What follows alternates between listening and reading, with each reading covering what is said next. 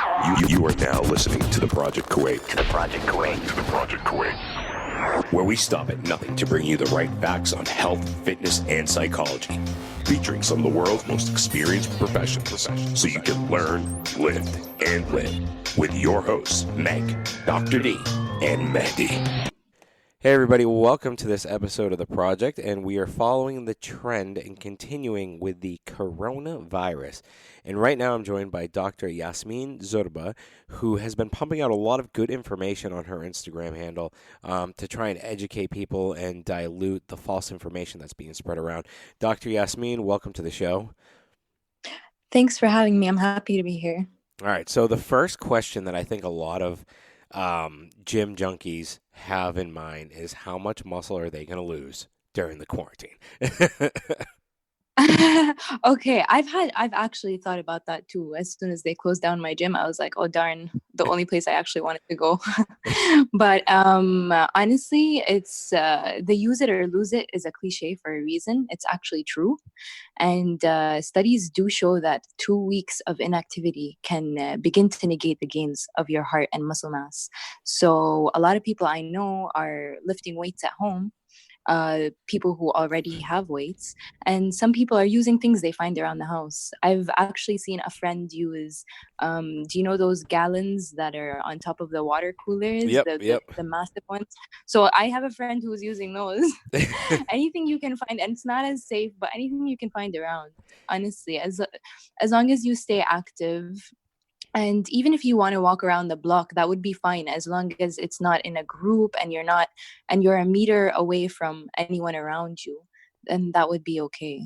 Well, speaking of using things, I have 3 backpacks. I have an Under Armour normal laptop backpack, and I filled that up with sand. I got about 30 kilos out of that. And then I have the Rocks backpack. It's a duffel bag, so I filled that up with sand. I got 40 kilos out of that. And wow. my son's, I stole my son's backpack, filled that one up with sand, got about 12 kilos out of that one. And I turned my son's little backpack into a kettlebell. So that worked perfectly. And then I have the duffel bag that is like a sandbag. So I can do cleans to over the shoulder. I can do squats. I can do back squats, front squats. That's amazing. That's so much better advice than the other things too, because it's safer. It's easier to grip. But I actually thought you were going to say you use your son to work out.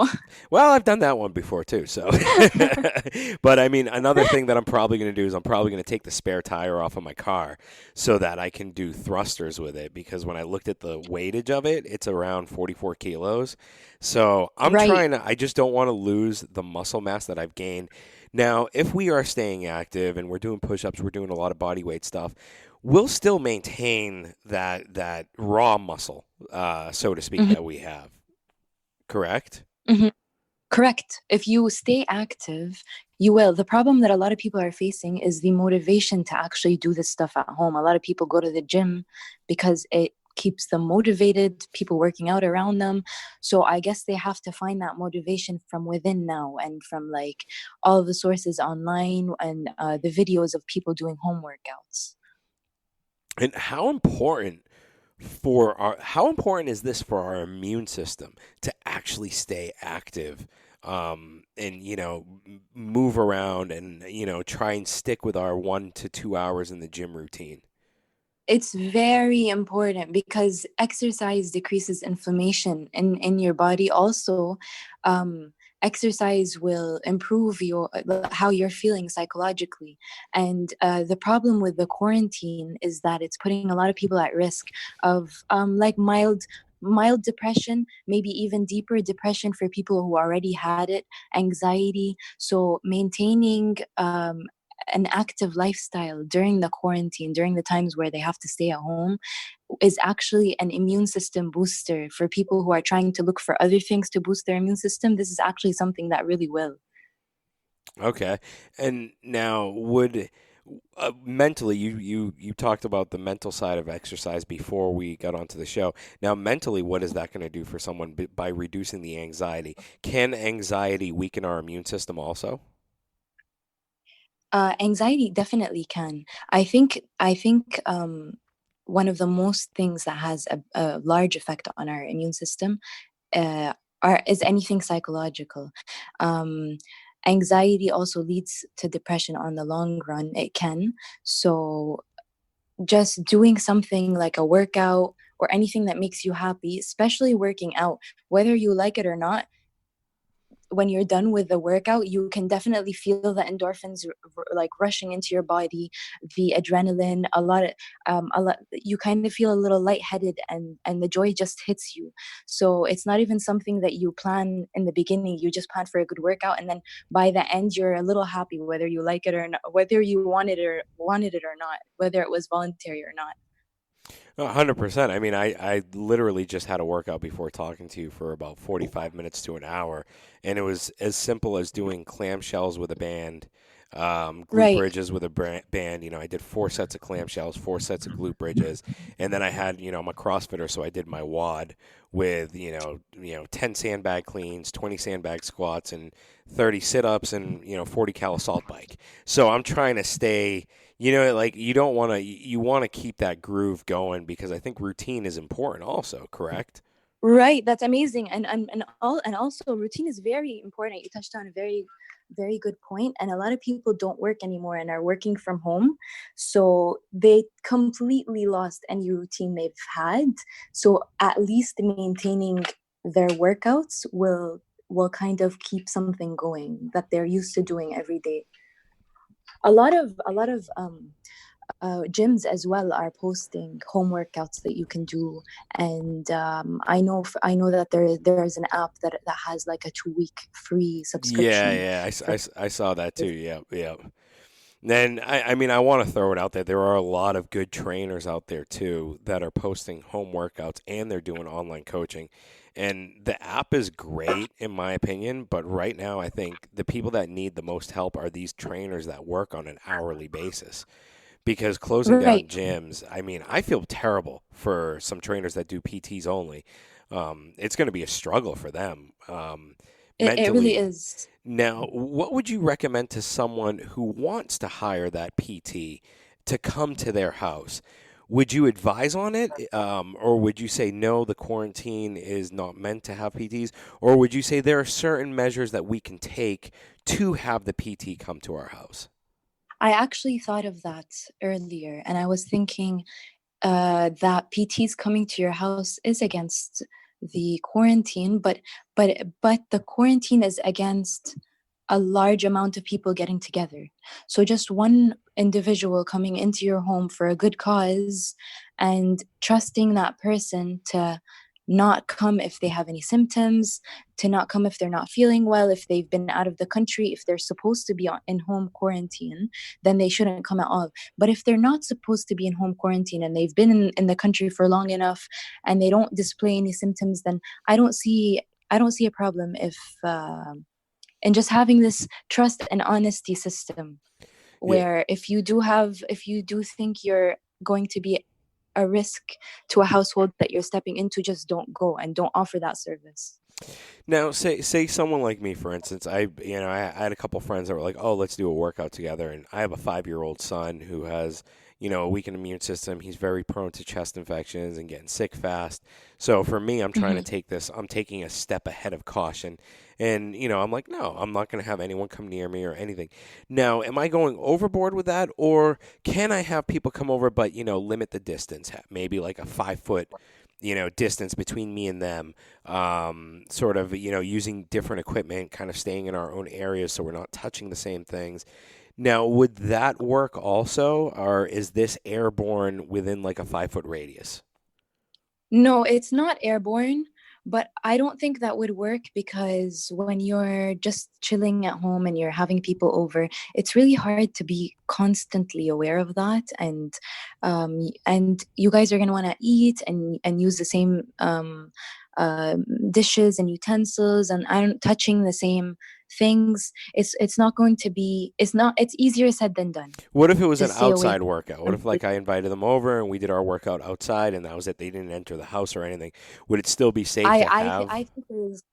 even having one or two people over, I don't see anything wrong with that. But Okay. I do see something wrong with like a bigger event.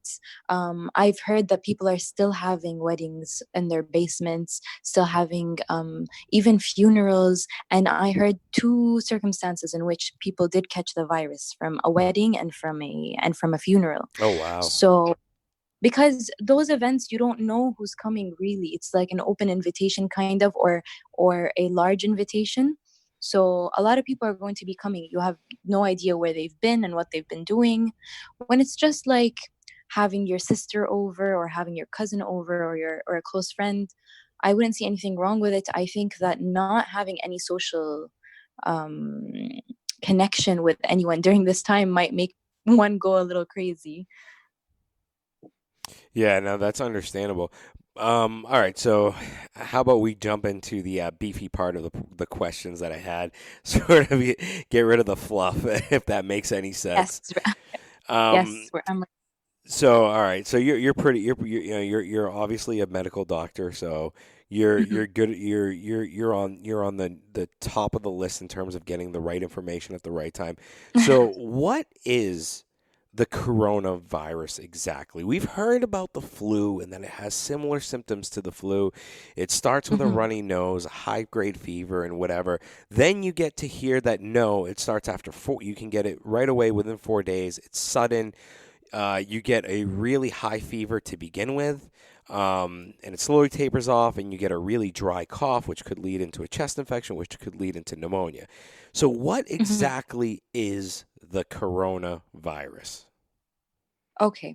So the coronavirus itself is actually a family of diseases. It's a family of viruses.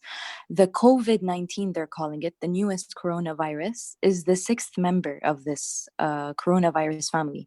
Other ones were the SARS and the MERS. Um, COVID-19 just was first seen and discovered ever in history on December 2019 Mm. in the city of Wuhan, China. And what happened was, it's still very early and people are still trying to study the disease. But you were talking about how it presents and what the symptoms look like. Yeah. It can actually kind of look like a flu or even a common cold. Sometimes it can even look like allergies, like just allergy symptoms, just because this stuff isn't rock solid. It's not like a rash is presenting on the person. No, they're experiencing respiratory symptoms. Sometimes when you're sick, you kind of feel like your ear hurts, kind of feel like your nose hurts, you're congested, you're not really sure what's going on there. Yeah. So that's what happened with the new coronavirus too. It's not all 100%. What they're saying is typically the three most common symptoms that it presents with is a headache and cough and fatigue. The people get really tired, and of course, like you said, that happens 4 to 5 days after they're infected, which is called the incubation period. So after I would contract it from someone, if someone would give me the virus, I would actually not show any symptoms for at least 4 to 5 days. After that, I would start presenting with a higher fever, a headache, cough, and I would feel really tired. But they also, um, scientists have also found that some people are presenting with a runny nose, congestion, diarrhea, which can look like other illnesses as well. So even the best doctors can't diagnose this virus from the symptoms only. Okay, so it has to be done with a test, basically. Yes. But the most common one, the most common thing to look out for is if you present with a headache and a sudden high fever, and being just tired, like a train hit you. Correct? Right. And the cough is usually dry. Yeah, yeah, and that's one thing I've heard is the dry cough. Now, Hmm. here's a little freaky question that I have for you, and this happened in January. Do you think this virus was present in January? Do you think it was present earlier and we just didn't know it because, it started in November. There was the military games in Wuhan at that time. So those guys were spread out Hmm. all over the world afterwards. People were traveling back and forth. You had the Christmas break that ended in mid-January. So kids and Hmm. people were coming back from China and all over the world. Do you think it was actually present before that, or do you think it just no, it really did just hit Kuwait a few weeks ago? Um, I do think it really just hit Kuwait, like not when it did, just because of how fast the virus spreads. It Okay. just spreads. What's special about this virus, when you compare it to influenza and other viruses, is that the spread is insanely fast, and so it's really hard to be like when you were saying, what if I have people over? If they are infected, it's really hard to be in the same room as someone and not somehow get it from them coughing or sneezing or touching other things. The spread is insanely fast, and we probably would have seen it a lot earlier if it did come a lot earlier. The reason why I asked that question is because I actually talked to a number of teachers, principals, and they were under the assumption that it was here in late January. Not only here, but around the world in other countries also, including Hmm. Italy, because of they said end of January, beginning of February, we had kids dropping like flies, and they were out Mm. for a week or two. And I know one teacher said, "I am 100% sure that it was in Kuwait with the kids first at the beginning of February." Because within a 3 week period, kids were literally dropping like flies. You had 5, 6 kids out, all with the same exact symptoms, all with really bad chest infections, some of it going into pneumonia. So, is it possible, and we just missed it because, we thought, okay, well, it was in China? I mean, is it possible, or is it, or It definitely is possible that we missed it, because if the kids weren't going in to get tested, it does look like a strong cold or a strong flu. It does look just like it, especially with children. They could just, like you said, like drop, get really tired, start having some just breathing problems, respiratory symptoms. It could look like a common cold or a flu to a parent. okay, So they could just tell their kid to stay home, stay hydrated, and it just passes like any other viruses, like any other virus does. So it's very possible that we missed it like that, and it's very possible that there are still cases among society that are not going to hospitals that are infected as well and will pass yeah, without yeah. them ever discovering because they never went and got tested. I mean, the only reason why I asked that is because we had Laura Nisi on yesterday from she was in Italy, and we were Right. talking about it after the show and before the show, and I'd mentioned it to her, and she's a teacher there too, and she was like, yeah, she was like, we had what looked like a really bad flu going around before, Mhm. excuse my language, the shit hit the fan, so to speak. Yeah. So that's why I wanted to ask you, because as a doctor, and medical symptoms can present itself in different ways, and sometimes we just don't catch it fast enough. And when we took the Right. protocols, it could have been later. And kids pass on the most viruses, correct? Right. And It's just the way that kids are as well. It's not because they pass it on faster, but it's because they're putting everything in their mouth, and they're you have and a they're five like, year old. Yeah. right, they're like sneezing all over the place, coughing on everything. I mean, it was funny. The first thing I told my kid when we were coming back from Dubai, this was after the February break. I told him, I said, DJ, keep your hands in your pockets the whole time in the airport. And sure enough, mashallah, he kept his hands in his pockets, did not touch anything. And we had a Wow. thing, we had a thing of Dettol wipes, and every time his hands came out, it was like wipe it down, wipe it down, wipe it down. So um, that was how we kind of kept his hands at bay. So That was probably very, very hard for him to do. yeah, it definitely was. I mean, he struggled, but he's a good Right. kid, so he tries to listen. Now, we've heard a lot of things about the spread of it. So you said it's not airborne, correct? No, It's only by touch, by droplets, like if someone sneezes or coughs on it's something. only through droplets. Like even when it's by touch, it's because the person probably blew their nose, coughed, sneezed on their hand. So it's only through respiratory droplets. Okay, can we catch it from China? That's one thing I've seen surface. Like, That's if we that's the order a golden package, can question. we catch it? If we order a package, does the virus A lot of die? people a lot of people were wondering about this question. I was actually about to order something right before the virus spread and went around, and I actually opted not to. I wasn't sure.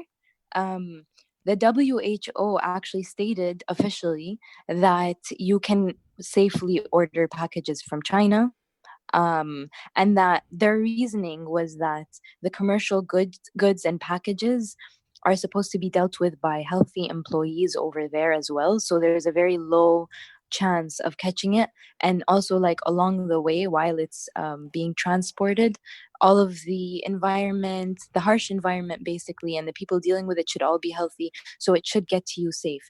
That's obviously still a risk. I chose not to take the risk, but officially stated by the WHO, they say that it's safe.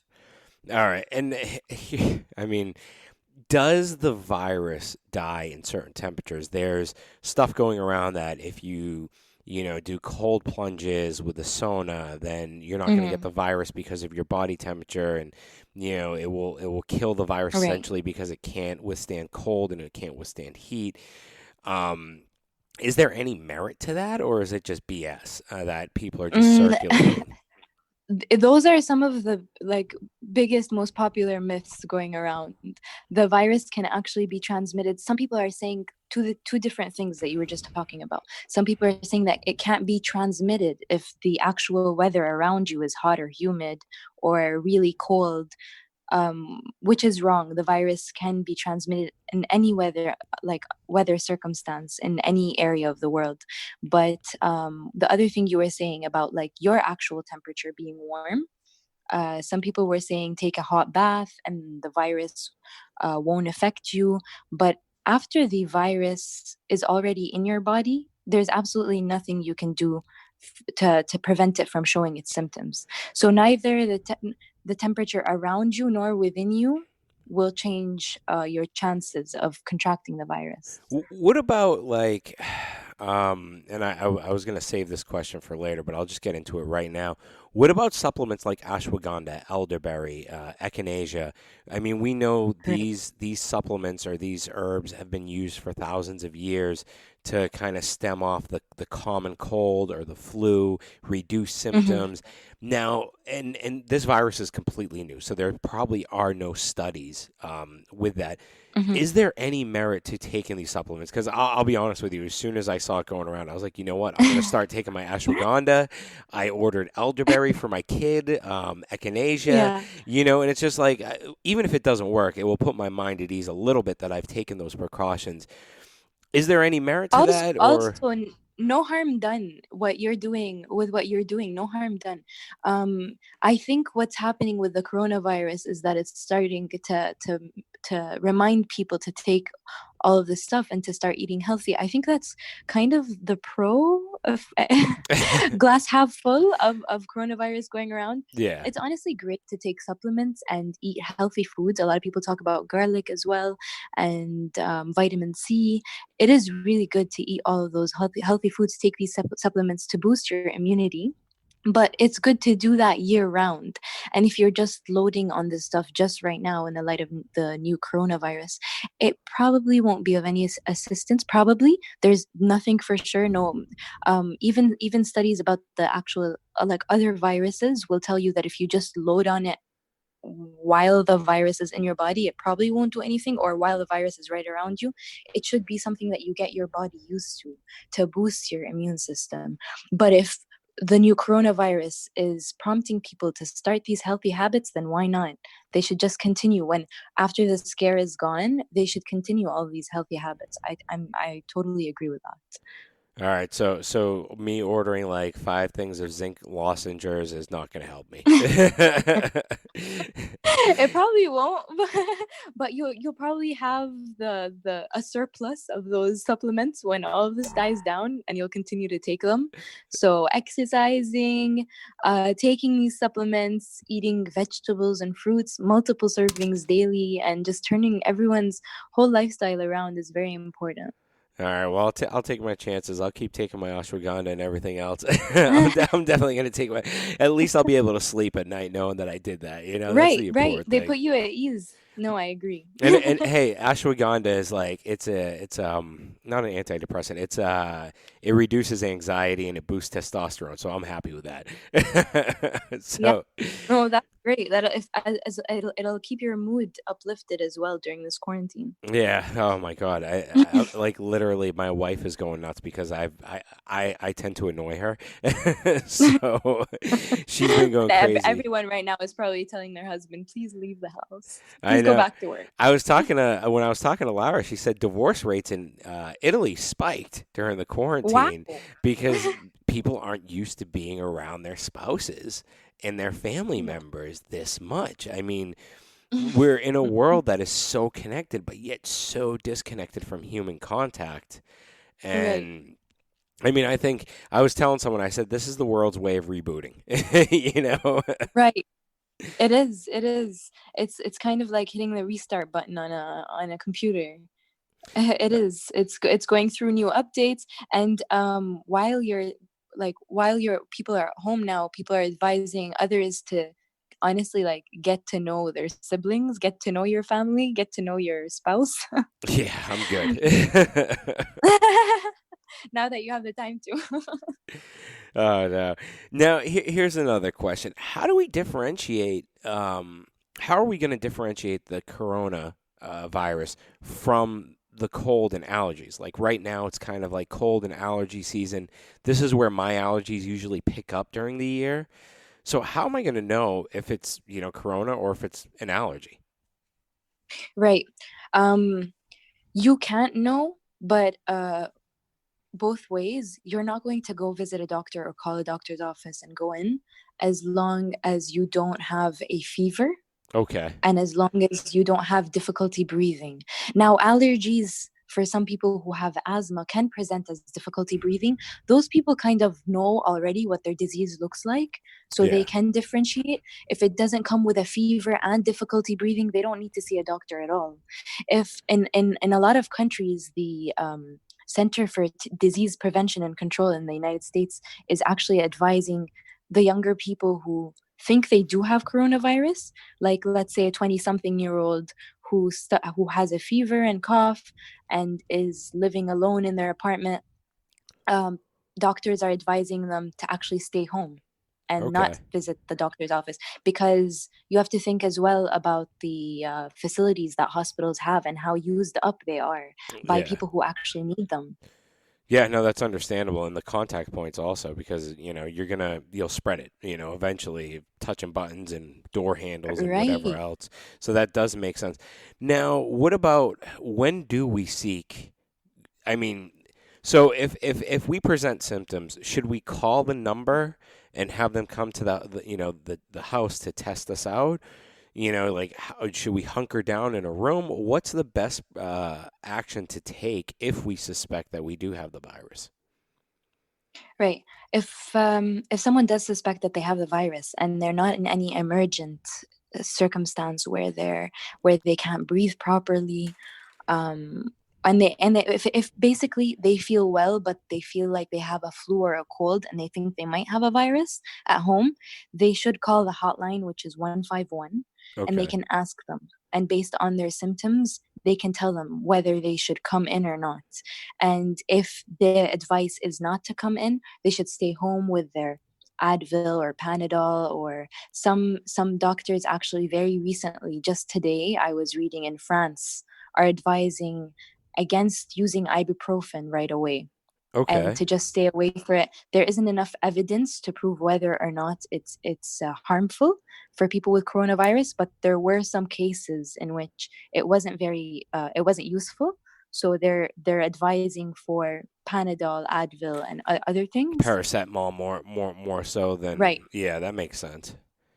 So I would advise that the people who don't have anything urgent, don't have a very high fever, don't have difficulty breathing, to not seek medical attention and stay home if they live alone. And if not, and they want to be quarantined, then they can, for example, if you were living with your family and you don't want to infect anyone and you want to be quarantined, you can call the hotline and tell them you want to be tested and you want to be quarantined. Okay, now that's understandable. Now, Speaking of the quarantine, let's get into that a little bit because a lot of people aren't really taking it seriously or haven't been taking it as serious as, my cousin who's a doctor, him, Hamoud, Right. he was telling me 3 weeks ago, oh, we're going to be fine, as long as people listen to the rules, we'll be okay. And then, like, as soon as those planes came in last week, he's like ripping his hair out saying, oh my God, what are we doing? You know, Never mind. and yeah, he was like, all right, so everything I told you last week, throw it out the window. Stay in the house, limit your contact, which I agree with because when you have an influx of people that come in untested and just mixing into the crowds, it's gonna spread eventually. So Right. now when we talk about being quarantined and we talked about this before the show started. When people are supposed to be quarantined and they're exposing themselves to family members, to people outside, that selfishness towards the older people whom this Right. affects the most. Right now, Hmm. they're the most Hmm. at risk. So, can you talk about that, like the benefits of quarantining yourself, so you don't put Right. these people at risk? Right. I think the most important, a lot of people are asking, what can I do right now? I want to volunteer. I want to take things that boost my immune system. What am I supposed to do? And some people even want to help the country. They're asking if they can volunteer and things like that. Honestly, there are links to volunteer and all of that stuff. But if you do want to help the country, the most important thing you can do is stay at home. The quarantine should be taken very, very seriously, especially since Italy just a few weeks ago was in our same exact place that we're in right now, had the same amount of cases, confirmed cases, and their numbers are increasing exponentially because they didn't take the quarantine seriously. Their country didn't implement very tough laws on the quarantine like Kuwait is right now, Yeah. but they didn't take the virus seriously like we didn't take it seriously a few weeks ago here. But now that we're seeing what's happening in Italy and Spain and Germany, and what already happened in China, and honestly the good example of what happened in China and how the curve is now plateaued and starting to decrease, where they have a lot of cases improving and getting better from the virus. We should take that as a positive example of how quarantine helped a huge nation like China contain the virus. And even the fact that Kuwait closed airports and airplanes coming in and out of Kuwait, I think that's a very, very good move. And I think that, and I also, just to add, the New York Post actually like um, wrote up like a page on Kuwait and how they think their what's going on in Mishrif is something to be proud of and is a good way to deal with what's going on here in the country. So I'm just going to really stress on how important it is for people to stay home and to quarantine themselves, and that no one is actually watching you, and you can go to the underground wedding that you're invited to, but you wouldn't be doing yourself any good, and you wouldn't be doing the country any good, because if you are young and can wash out the virus, a lot of other people cannot. Old people can't, and some young people who are suffering from diseases or taking medications that lower their immune system that aren't making this public will be greatly affected by you being infected and being around them. Yeah, and I mean, for me, and I told this to my wife at the beginning. She was like, "Oh, I think they're blown out of proportion. This is insane." And I even said this on the show last week with Dr. Dinka when she was talking about the panic with everything. And I said, look, hospitals are not equipped to deal with Mhm, thousands of older people getting sick. It's just, mhm. it's logically, I mean, in Kuwait, how many doctors do we have? Maybe 7,000, maybe 4,000 doctors Right. for a population of 4 million? We already don't have enough doctors. Like we were already a country that says we don't have enough doctors for this country. Oh, wow. Wow. So, I mean, like, if because we do have an older population. Now, let's talk about the percentages. If I'm in my 50s, what is Mhm. the likelihood that I would die from this? So it's not exactly like that, because with age, there is also whether you have high blood pressure or not, whether you have diabetes or heart disease. So, and they're not considering 50s as the older population. The older population is probably 65 and older. So that would be considered the elderly Oh, in okay. medical terms. All right. So, but with even if you're a 50-year-old, but you do have some of the like an underlying heart problem, you might be more at risk for a severe course of this disease than someone who's even in their 60s. What about diabetes? Because we do have like some of the world's like we're pretty up there in terms of having the Right, world's most diabetic people in the right. world. So I mean we The have problem, the obesity, the yeah, the problem with diabetes. diabetes. Mm.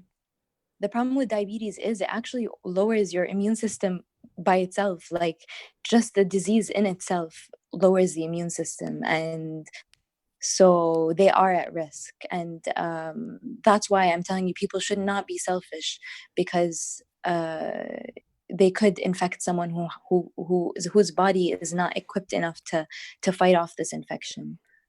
Wow. So if you're 65 and up, or if you have parents that are 65 and up, and you suspect you have the coronavirus, stay the hell away from them, because Right. that could be death. Correct? Like, I mean, what's the Yes. percentage of someone 65 or older dying from this? I mean, we've seen health ministers die. In Iran, we've seen.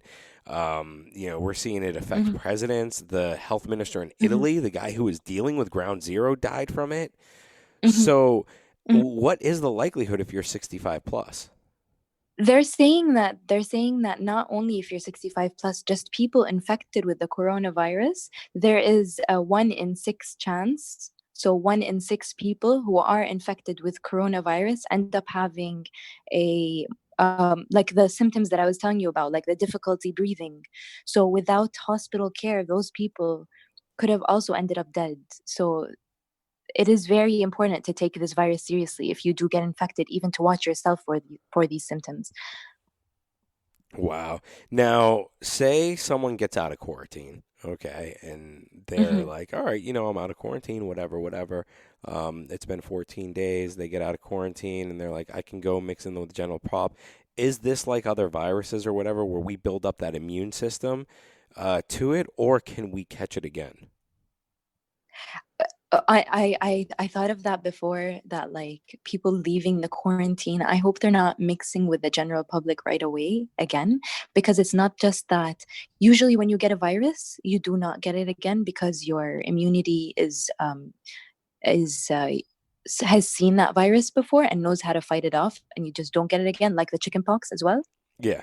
But there is a small chance that they could catch a changing strain of the virus if it's changed already. That chance exists.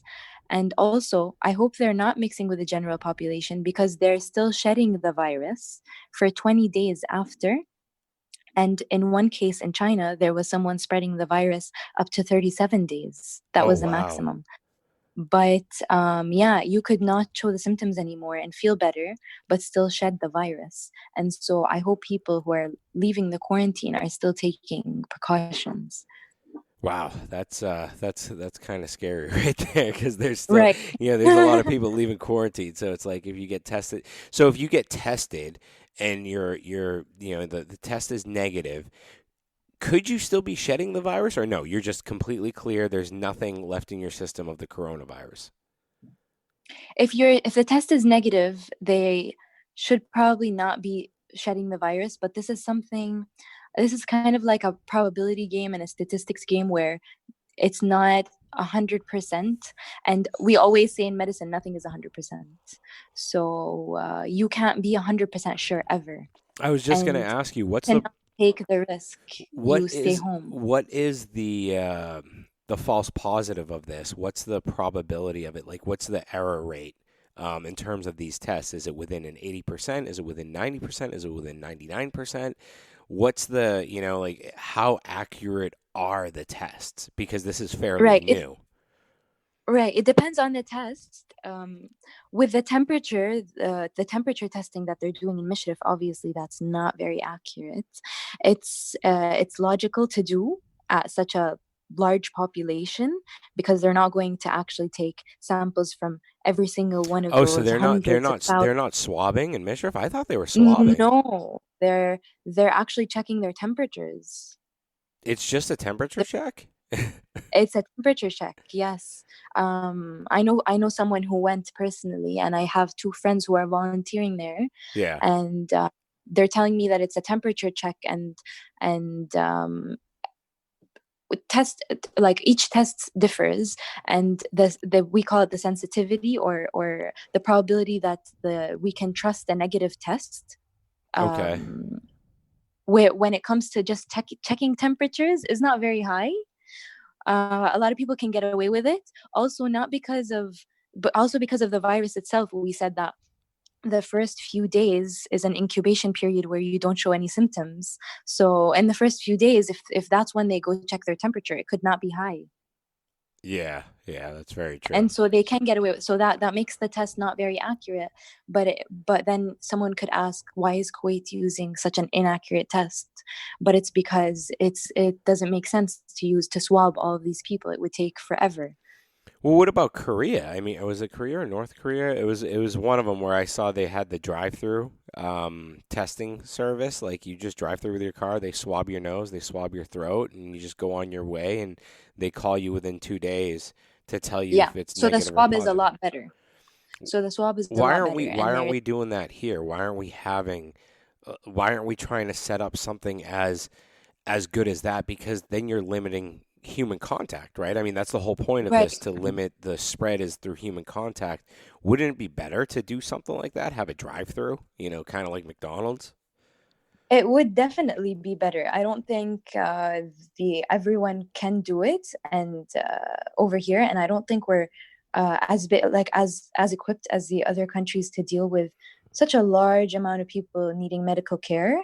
And even if it's just being tested, even Jabir Hospital was overflowing with people who wanted to be tested, and that's where they were doing the swab. Okay. So a lot of people, like even healthcare professionals and healthcare personnel who were around the people who later on got diagnosed with coronavirus, had to go get tested in Jabir Hospital, and the place was packed, and the line was really long to just get swabbed. So because Kuwait wasn't ready for all of this, I think what they're doing in such a short amount of time is really good. I do agree with you about people being close to each other in Mishrif. That's not something that is advised, and that's something that the government is trying to prevent. Yeah. But it's still happening, and it's still going on. I mean, I talked to a doctor yesterday, and I'm not naming names, but he was like, "I can't believe this is going on." I've talked to several doctors, and they were like, "Just, we've told them not to do this." Like we're screaming, "Please don't do something that like this." Granted, it's a very good process, but you saw on social media that some of the lines got out of control, and people were literally, shoulder to shoulder. Right. And the problem is, a lot of the people that they called in were already in Kuwait for longer than 2 weeks. So they've already, if they were infected, they've already had the infection, they've recovered from the infection, they've passed it around. So I think just the way they did it could have been tweaked, but inside, so that everything outside and how they planned it could have been fixed. But inside, apparently, they were following the 1 meter distance between the chairs, Yeah. and like the personal protective equipment that the people working there were wearing. Everything else was all right. But someone who had the coronavirus and went there and stuck to the person in front of them in line, that's ridiculous. Yeah, I mean, don't get me wrong. I think what the country has done thus far, I'm extremely surprised with shutting down, because I thought Kuwait would be like one of the last countries to shut down, but for them to do that Mhm. so quick, I was really happy with that, proud of it. And I wish the people would listen and, observe what the government's doing. I mean, there's a reason why I did the interview with Laura in Italy yesterday, to get the lowdown on what's going on there from someone that's in ground zero. And what she described Mhm. yesterday sent chills up my spine. And I really hope we don't get to that. Now, what is the percentage of us getting to that point where we see numbers climbing into the, the thousands? Yesterday, I was doing some math, and if it was like around 1% of the Kuwaiti population, that's about 22,000 people, I think, if I'm not mistaken. I'm not a Mhm. math genius here, but I mean, it's roughly it's That's why rough I'm in medicine. it's roughly a big number. But Right. would we see with our population that type of number? Now, Italy has 60 million people in it. Kuwait has 4 million. What Mhm. is the maximum and what is the minimum that we can expect to see in all of this, in your opinion? Um, Honestly, I'm not the best to talk about numbers, but I will say that I think with all of the laws that are on all of the all of the quarantine laws that Kuwait has right now, the curve that Kuwait, like the cases curve of Kuwait, will be more of like a smooth curve that will go up a little and then go back down. Obviously, the cases might get in the thousands, and that shouldn't scare anyone because the cases have to go up. They're not going to start going down right now. People are still infected and infecting people in society and around us. So cases are not going to go down right now. It shouldn't scare anyone that the cases will be rising, but at one point, probably after hitting the thousands, the cases will plateau and start to come down if we continue quarantining in the correct way and if we listen to the government and take all of this seriously. Whereas if we don't, like Italy did in the beginning and like Spain did and Germany, what will happen is the cases will continue to rise and then it'll plummet down afterwards after it reaches a very high peak and does major damage And to even the economy. yeah, yeah. I mean, It's not like Italy's economy was doing well to start with, and now that's true. That's very true. so it's really this disease is taking a hit on everything. So now, what do you think our peak would be? I mean, Italy, they said they're 2 weeks away from their peak, which is kind of scary. What do you think our peak might be? Will it be 300, 400, or will our peak be 3,000, 4,000? I think this all depends on how seriously people here are going to start taking it, which I think they are. I think they're taking it very seriously. So I don't see it going over 1,000. Inshallah, I hope so. I really It hope so. could. It I'm, could. I'm, But I'm, if everyone takes it as seriously as they are right now, like fingers crossed, people are realizing. I hope um, this sudden fear from what's going on won't die down all of a sudden, and they'll start getting used to the quarantine. Oh, whatever! I want to start going to my friends' houses. I want to start hanging out again because that will happen. They will start to get used to what's going on and start seeing it as normal and wanting to go back to going out and just having a good time and I guess if they continue to take this seriously, our curve will look a lot more like China than like even better than China than like Italy and those other countries. that would be great if that would actually happen. Now, a few more questions before we end this thing, and one of them is an important question that kind of it was something that I began to look at through statistical data and just talking to various people, and it was about the Spanish flu. It was kind of alarming to me when I saw the numbers of the people that died during that in the 1920s, where the Spanish flu overtook the population of, I think it was 18 to 25, where the highest mortality rate was. And a lot of that could be attributed that they were the coal workers, the miners, and whatever. But there was another thing that I read where if you are extremely healthy and if you are in really good shape and everything, that your body can trigger an autoimmune response where your immune system will essentially attack itself. Mm-hmm. Is there a possibility of that happening with this virus to say someone that's extremely healthy goes to the gym and they're kind of in their prime? Is that possible or is that not possible? Okay, so far, younger people were actually the least affected by this virus. They obviously everyone can catch it, but younger people are having just a normal course of the disease where it comes and it passes with no major damage, no long term effects. Um, I was reading about the Spanish flu, and yeah, they were saying that they were saying that they had two theories as to why the younger people were dying between the ages of 18 and 25. They were saying one of them is because people in that age have a much stronger immune system, and so their immune system, it's called a cytokine storm, and what happens is the immune system starts to attack itself because it's triggered by the virus. And the other theory was that, like you said, they were mostly the co-workers, the people in the medical camps, in the military as well. So those were the people usually infected, and they were saying that these people also were very malnourished, Yeah. and so and were in areas of very poor hygiene as well. So they were saying it could have also triggered bacterial superinfection on top of the Spanish flu that they already had, and that killed most of the victims. Both ways, that's not the pattern and what that's going on with the coronavirus so far. We haven't been seeing any young people that have difficult or severe courses to the disease in Kuwait, at least. Wow. All right. Well, thank God that's not happening here. What are some of the, before we end this thing, what are some of the biggest myths you can bust about the coronavirus?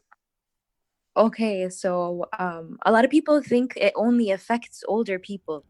They're hearing that older people are more at risk, so they're saying it only affects older people, and I'm young and I'm healthy and I'll go out and I'll be fine. But most probably, it actually affects everyone, even kids. But and most probably the young person will be fine. But we said that, like, they might bring the illness to someone older or someone whose immune system can't protect themselves, and so it does actually affect every age group. Some people are wondering why there is no treatment yet, and they're asking for there to be a treatment, and they're actually very worried that there's no treatment. But that shouldn't be what, it's not actually a myth, but it's something I'm seeing a lot of people worry about. It shouldn't be something that they're very worried about, because uh, this virus actually clears itself on its own. It's what we Okay. call self-limited. And so all they do need is supportive treatment. And what's best is, and we do have a treatment to the influenza virus, but it's still killing a lot of people year round, because it's best to just avoid this illness, like for influenza, by vaccination. Um, Another myth is that some people think putting, like, rubbing alcohol and chlorine all over their body is going to help, which it isn't. It's not going to help at all, actually. Just taking the proper precautions and everything in moderation, and not going crazy overboard with with the rubbing alcohol and the chlorine and the cleaning is actually better for their health than the anxiety that comes with going overboard. Yeah, no, that makes a lot of sense. Thank you very much for coming on such short notice. We really appreciate it, Of and course. I'd love to have you back on during this quarantine phase. Maybe in a week or so we could talk again, and see if Yeah. you get any new data that pops up and stuff that could help the listeners.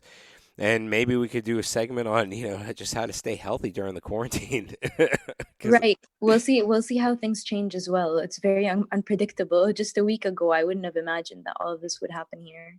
and how long are you predicting this quarantine to last? Because some of the officials that I've spoken to, they said 2 weeks was just to be nice and not to freak everybody out.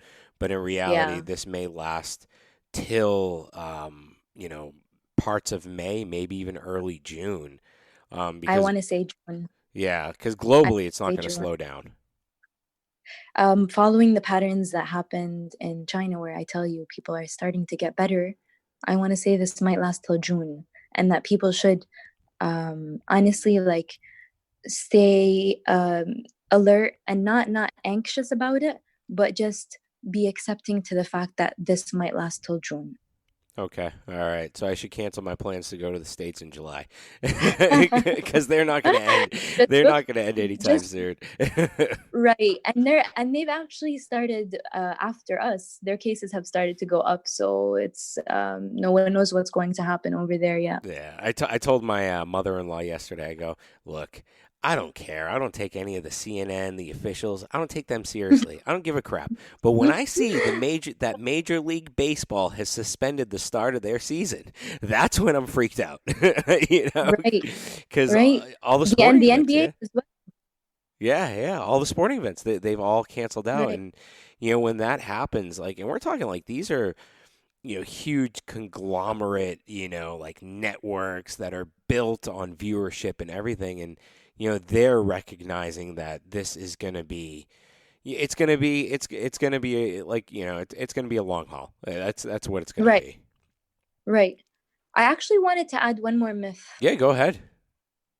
A lot of people are spreading around that the virus definitely came from bats. You know how this family of viruses, the coronaviruses, they can come from an animal, where an animal source. The one before this one in 2014 came from camels, but there's actually no proven evidence that it did come from bats.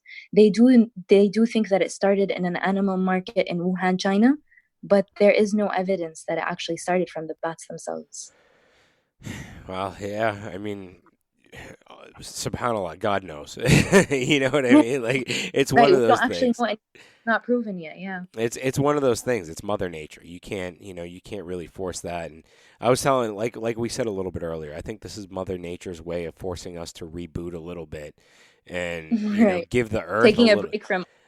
Yeah, I mean, I'm looking outside right now, and the skies are completely blue, and it's like, they showed a picture of China with blue skies too, saying, because production's down and everything's down, it's allowed, so I think it's. We can see the sky. Yeah, and we don't see that smog over the city like we usually see, and hopefully the maps Right. are a little lighter in color. Have you seen the air quality maps? Kuwait's always like purple, so Yeah. Yeah. maybe we'll I move. was actually. I actually, when I'm in the States, I Google the Kuwait air quality, and I tell my grandma, "Don't come. Look at the Kuwait air quality." Yeah, no, I mean it's pretty bad here, but thank you again so much for coming on the show. We really appreciate it, and hopefully people will benefit out of this. Of course, it was a pleasure being on the podcast, and thanks for having me. And I hope everyone just stays safe, stays at home, unless it's absolutely necessary, and abides by the ministry's laws. Awesome, thank you. Thank you so much.